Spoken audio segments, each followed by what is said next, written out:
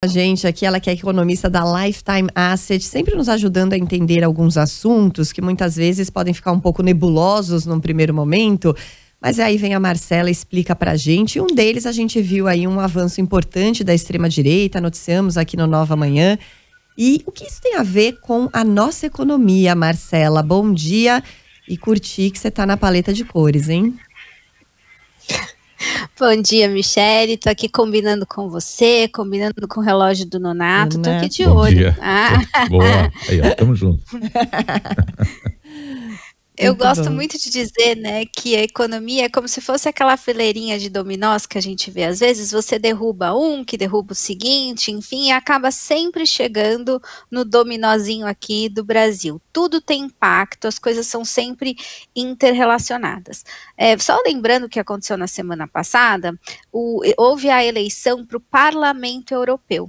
Lá na Europa, cada um dos países da União Europeia tem o seu próprio parlamento, próprio Congresso Nacional, que tem, né, faz as medidas legislativas, mas existe também o Parlamento Europeu, que é uma instituição supranacional, ou seja, que tem a ver com todos os países da União Europeia e que também, cujos membros também são eleitos. A eleição aconteceu na semana passada e houve um avanço importante da extrema-direita, que é um grupo que vem crescendo na Europa. Isso mostra que na França, o presidente, né, o Macron, ele tem pouco apoio do seu partido, que está ali no espectro oposto da extrema-direita. Então, o Macron dissolveu o Congresso da França. Aqui no Brasil, a gente tem isso como uma coisa muito incomum. Toda vez que o Congresso foi dissolvido, foi em ditadura, mas lá na França a lei é diferente. Quando o presidente sente que ele não tem apoio, ele dissolve o legislativo e convoca novas eleições, e foi isso que o Macron fez. A gente vai ter as novas eleições para o Parlamento Europeu acontecendo em 2 turnos, no dia 30 desse mês e no dia 14 do mês que vem. E aí, como tudo, né, na vida, as coisas são interrelacionadas, isso tem impacto importante para o Brasil.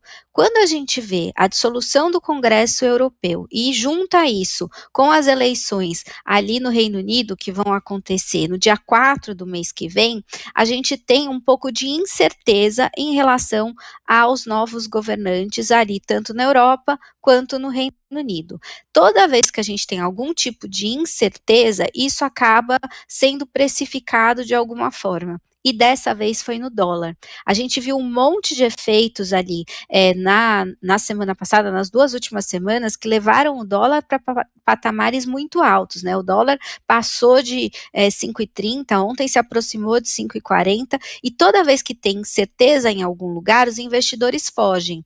Incerteza na Europa, por conta das eleições, o que vai ser da extrema-direita, os investidores fogem para o dólar ganha ainda mais força, e a gente acaba vendo a nossa moeda se desvalorizar. Então, para todo mundo que precisa comprar dólar, para quem está pensando em viajar por esses tempos, acaba ficando caro por conta dessa fuga do investidor.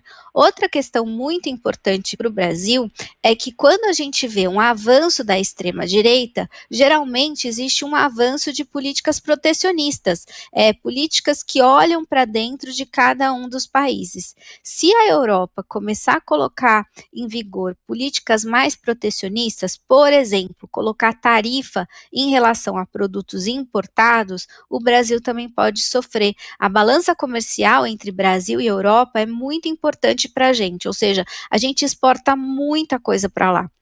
E aí, se essas políticas protecionistas forem de fato adotadas, a gente pode ter uma queda nas exportações e uma queda também na atividade econômica por aqui. Isso é algo de prazo um pouco maior nessas políticas protecionistas, porque a gente teria que ver um projeto de lei passando no Parlamento Europeu e depois sendo ratificado em cada um dos parlamentos nacionais, mas é algo que a gente também precisa prestar atenção, porque acaba tendo efeitos por aqui também. Pois é, e isso contribui também para essa alta do dólar que a gente tem observado, que não para de subir, Marcela?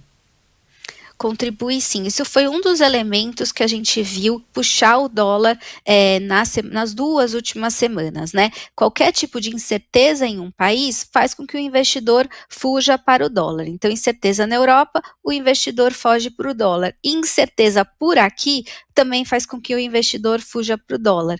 No Brasil tem uma situação fiscal muito ruim. O governo gasta muito mais do que arrecada. E as discussões são muito superficiais, tanto em relação ao corte de gastos, como a forma de gastar. O governo brasileiro, ele gasta muito mal também.